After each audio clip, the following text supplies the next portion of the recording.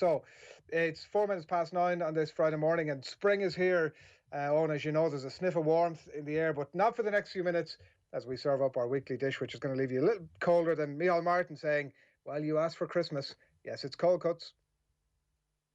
I am flabbergasted. Maguire. And De Gea. Shocking. I'm disgusted. Maguire. And De Gea. Get close to people. Move your feet. Move your feet. Maguire. And De Gea. I am flabbergasted. I'm not too happy with all that now. Maguire. I would be swinging punches at that guy. De Gea. Swinging punches, swinging punches, swinging punches, swinging punches. Maguire. And De Gea. I'm fuming here watching this game of football. There's a common thread that runs right through this week's Cold Cuts, Owen, and it's all about the art of the apology, or avoiding it, as the case may be in many cases, including at number 4. It's Tom Brady. You'll remember he made the cut last week after being fully cut, to be absolutely fair to him, while buccaneering around Tampa Bay.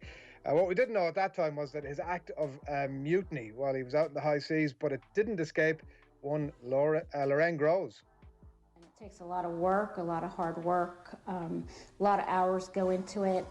It just really upset me that this trophy was disgraced and disrespected by being thrown as if it was a real football. I didn't sleep for the past 2 nights because of this. I was that upset because I know the passion that goes into this trophy and how my dad and all his fellow silversmiths are so proud to make this.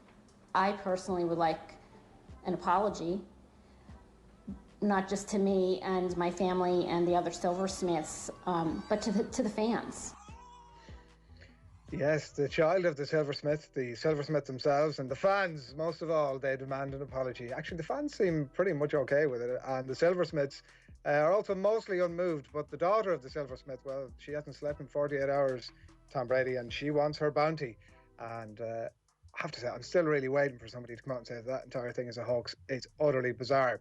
In at number 3 this week, an unlikely war of words between the former Louth manager Peter Fitzpatrick and the League of Ireland, of all things. What offence was it, you ask? Well, Peter Fitzpatrick said the majority of League of Ireland clubs can't afford to pay their players. I mean, we are, of course, right now in the middle of a pandemic, and clubs who survive on gate receipts haven't had a paying punter through the gate the last 12 months, nor, by the way, has the paid video service been a ringing success. But anyway, the silversmith's daughter demanded an apology, and this time she got it. And Peter Fitzpatrick said, I apologise with my whole heart if people took me up the wrong way, said Fitzpatrick. A wholehearted apology if you took him up the wrong way. So not an actual apology then, but to be fair, he is a TD, so we got to cut him some slack there. And unqualified apologies aren't really their thing, let's face it. In at number 2, Alan Judge. Everybody's seen this one this week. Bit of a bizarre one. Irish footballer Alan Judge. He gets almost nutted by a referee. It was really unseemly carry on, and you can see it there on otbsports.com. And needless to say, the referee, Darren Drysdale, he was contrite. He issued a statement. He said, I apologise with my whole heart if Alan took me up the wrong way.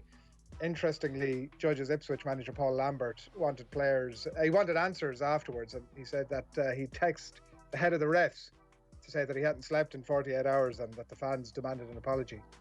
But in at number 1 this week, Owen, and I really can't believe that somehow it's a Cold Cuts debut for Eddie Jones. He's landed with a bang, or without a bang, as it turns out. He's apologised to the good rugby folk of England for his players lacking arousal, of all things. How does he explain the loss to Scotland and the half-cocked win over Italy? Well, the arousal level is the thing we're looking at most, said Eddie Jones during the week. Games have tended to be less aggressive generally in rugby, and I think it's been the same in football. There's been a bit of research that shows the arousal level of players has dropped, and therefore the type of play and the type of behaviour has been less aggressive.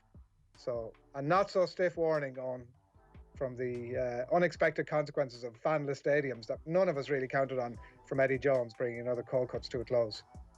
Nothing gets you quite aroused like the sound of Swing Low.